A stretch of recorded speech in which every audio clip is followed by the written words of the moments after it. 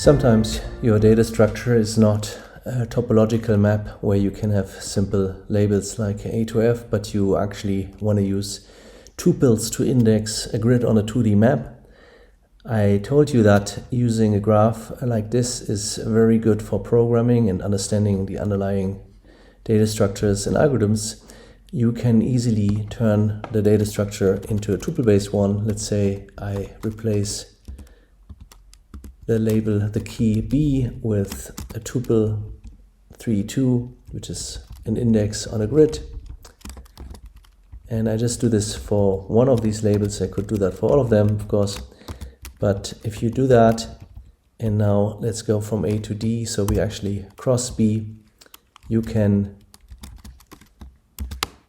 simply reuse the algorithm we have written, and you will get a shortest path which goes from A to tuple III.2 and then to D. All right. Now, if we want to use a grid map, it probably doesn't make sense to pre-populate a graph-based structure like this. Instead, what we should do is we should generate the list of neighbors simply from the tuple. For that, let's consider a simple map like this, which is a 2D array. And let's fill this with 0, 0, 0 in the first row. And then we put some obstacles down and now have the robot go around here to be able to move down, and then we have the final row to be 0, 0, 0. All right, so if we have a map structure like this, we should be able to get the north, south, west, and east neighbors from a lookup table. And what we can do is we can write a function like get neighbors that takes a tuple as an input and then returns a list of neighbors.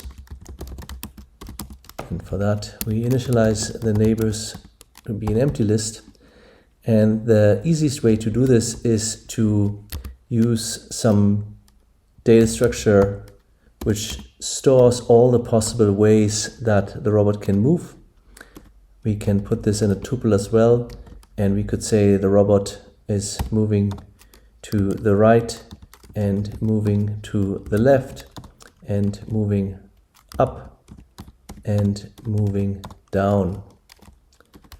Now we can iterate through this list by saying for delta in this tuple, then we can compute a new candidate, let's call it cand, as u plus delta of 0 and u of 1, which is the y dimension, plus delta of 1. And let's make this a tuple, so we have a new candidate that the robot should move to.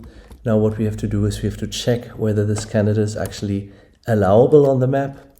So we have to look if cand of 0 is larger or equal than 0, and it is smaller than the first dimension of the map. And of course we do this for the other dimension as well.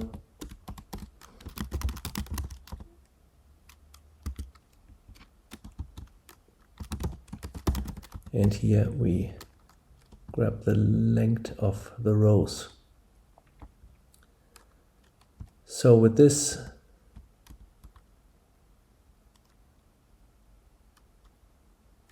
we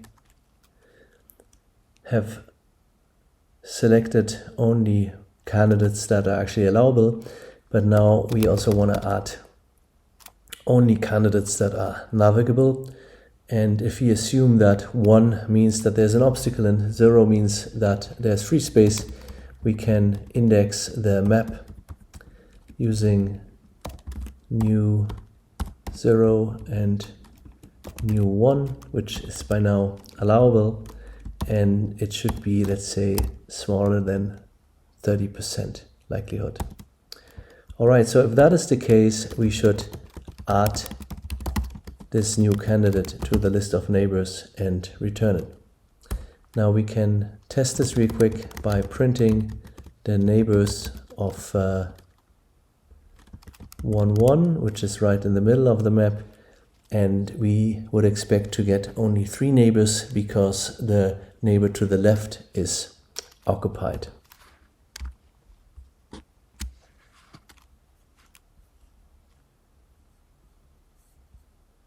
And so this is not new, this is the candidate. Apologize for that. And let's run this again. And we get 3 neighbors. And the first entry is the row, and the second entry is the column. So we are getting this neighbor here, which is correct. Then we are moving down here, and we get this entry, which is the first entry, and we get the first row and the first entry, and this would be the 0th row using my notation, 0th row and first entry. And so this is exactly what we would expect. Now what we can do, we can just go down into our algorithm and use this instead of our graph structure, and that should do the trick. Get neighbors of V should give us all the neighbors, and now we just have to change the start and the end goal. And here we want to move down into the second row and the first entry, and so this should get us this location here. Let's see what happens, and let's remove all this spurious printouts. We don't need this, and let's run it, and we get a path. Let's double check. 0, 0, 0, 1, 0, 2, then we go down 1, 2, then we go down again, and then we go to the left and to the left, and we arrive at our goal. Now you might be interested in how this would work with an 8 neighborhood. And in this case, we would add additional neighbors here, which would be 1, 1,